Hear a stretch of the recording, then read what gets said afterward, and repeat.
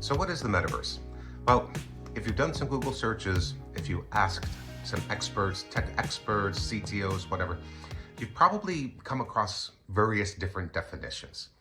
There really lacks one common definition that everybody agrees on in terms of what it is.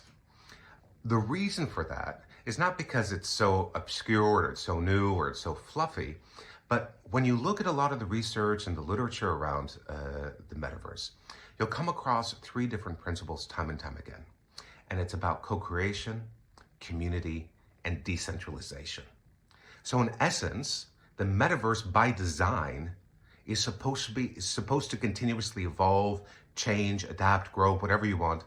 It's not going to be something that's really static. It's going to be something that is going to be completely user-driven based on their desires, preferences, needs, etc. Now, these principles for me are the most important aspects of the metaverse and will have the biggest impact on how organizations function, both in terms of how they hire and attract new talent, how they interact with their customers, etc. So these principles are extremely important and will come back time and time again in this series.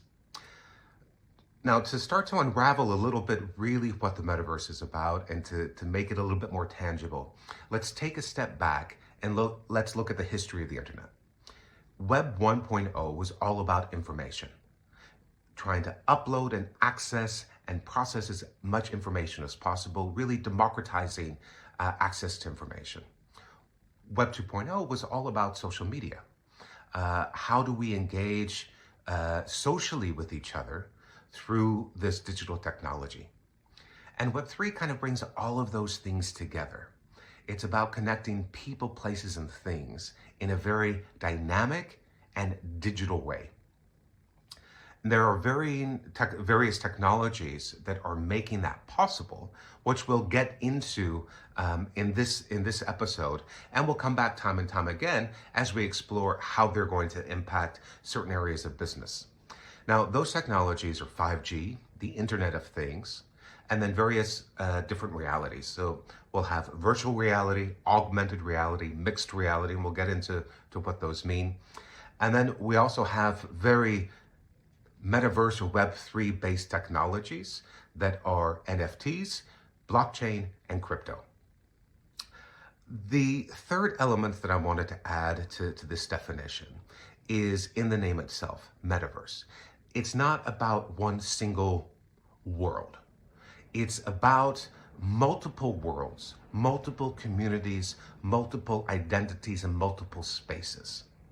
So it will not be about trying to build necessarily the biggest platform with the most users, because as you'll see, the power is going to be shifting from these content creators to the actual users. And the interaction that you have between user, creator, those lines are going to be blurred. And that's where those principles that I talk about really come back into play. Again, it's about co-creation, community, and decentralization. So I hope that I've started to clear up a little bit what the metaverse is.